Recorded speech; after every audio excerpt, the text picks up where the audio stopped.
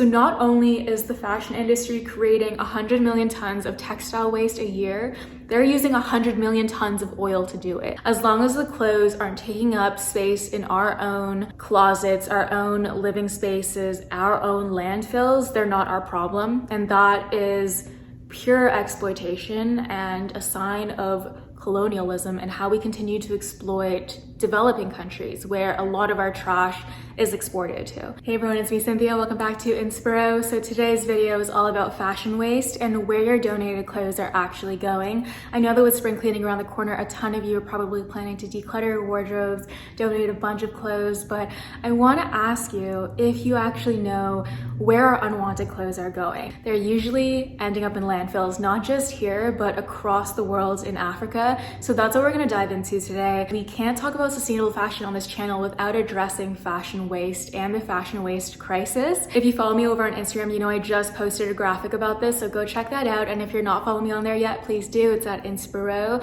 I'd also really appreciate it if you supported my educative and research intensive content like this video by subscribing, hitting that notification bell, and also hitting that like button. It would help me out a ton. But with that, let's dive in. I want to start off with one of the craziest facts that I found, and it's that 100 million tons of textile waste is created by the fashion industry a year. A small car weighs around 1 ton. So imagine 100 million small cars. That's how much textile waste we're creating annually. Who in the world needs that much clothing? I know not us.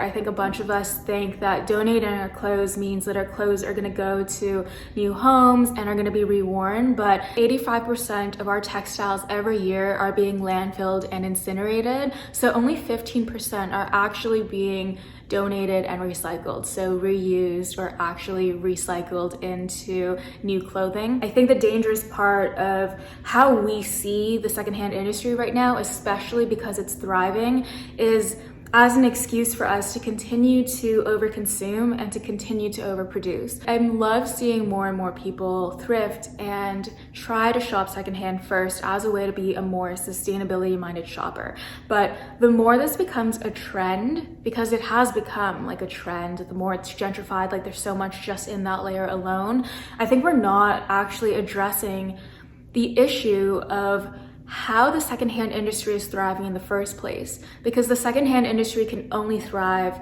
when there is an abundance of clothes that we want to get rid of. It's all based on our foundation of this disposable perspective, this disposable mindset that we have towards our clothes. I'm not saying that shopping secondhand is bad. I'm seeing the secondhand industry being used as an outlet or as an excuse for our continued overproduction and overconsumption. Even though we have this thriving secondhand industry, all of these apps, all of these thrift shops that are doing so well, 85% of our clothing is still ending up in landfills.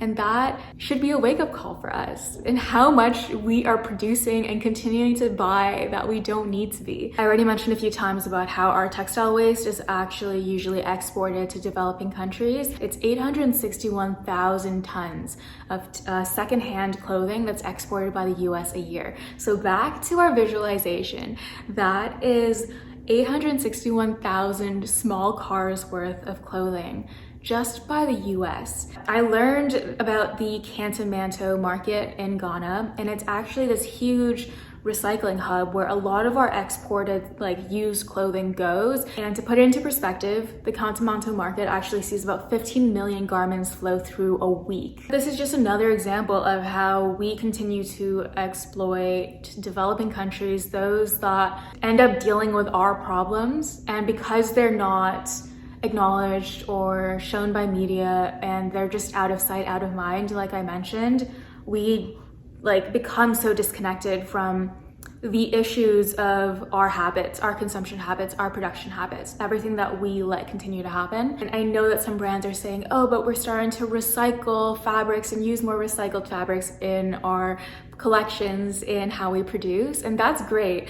but only 14.7% of all textiles were recycled in 2018. So I'm sure it's a little bit higher than that, but still, that is a very small number. A lot of the textiles that are in the landfills right now could have actually been recycled. I think it was over 80%. We just don't have the infrastructure or the systems, or I guess the priorities in place to recycle these textiles. Fashion's waste crisis is caused by compounded exploitation, not by a lack of recycling technology. How our fashion system is, again, it's built on the notion of exploitation across every single part of the supply chain of how a garment's produced, from fiber to end of life. Fashion waste is not the next brand gold mine. They have created this waste problem, and now they're saying, oh, but this is such a gold mine for us. We can make so much more clothing out of this. At the end of the day, they just want to continue to push more consumption, which means more money for them. And the other piece of this I want to address is the types of textiles that we're creating that are becoming waste.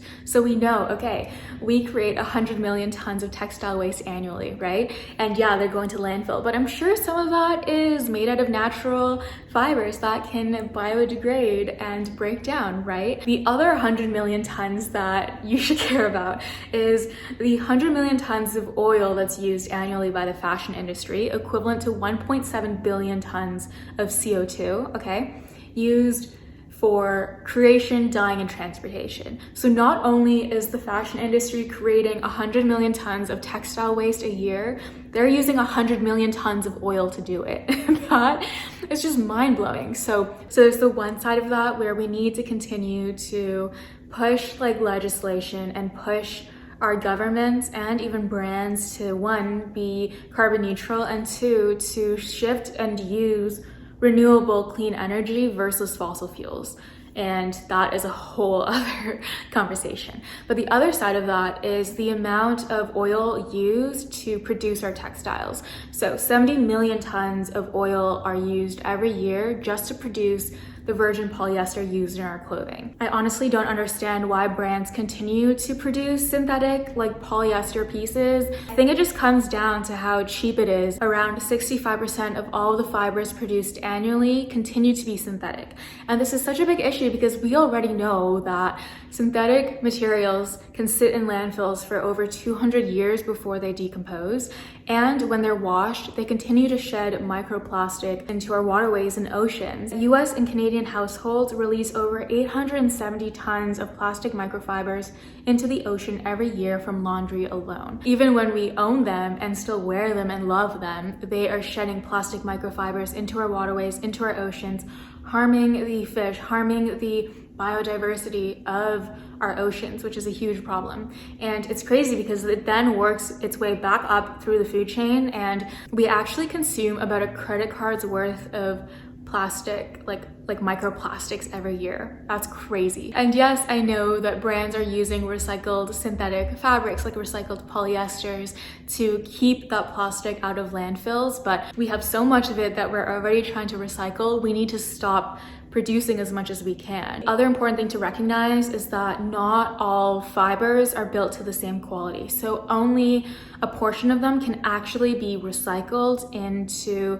new quality fibers that can be made into clothes. A lot of the times, especially if you're talking about fast fashion and cheaply produced fashion, fabrics are so low quality that they can't actually be recycled. They're actually downcycled into rags and cloths. How recycling is defined is super vague, and that's why brands can also get away with greenwashing in that sense. I have a whole video about greenwashing terms and I talk about that there. So be careful when brands say, oh, we'll recycle all of your clothes and they'll be good, because if they still become washcloths, that doesn't help with designing for a more circular economy, which I also talked about in my exposing the fashion industry video. So lots of videos for you to watch if you're new here. A good example of that is Girlfriend. I've talked about them a lot too, but they do use recycled polyester to make their leggings and a lot of their activewear pieces.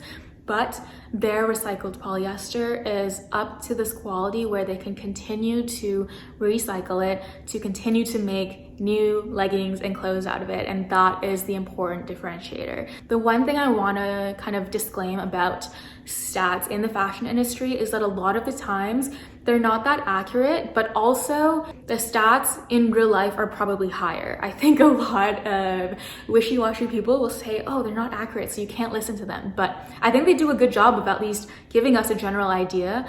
But the truth is the fashion industry is so disjointed and so global that I'm sure there isn't like any stat that can actually like specifically capture from the root to like the end everything from waste to creation to whatever. I always like to leave off with some actionable next steps and like what we can learn, what we can take away, because I believe that our individual impacts matter, because collectively as consumers we do hold that power.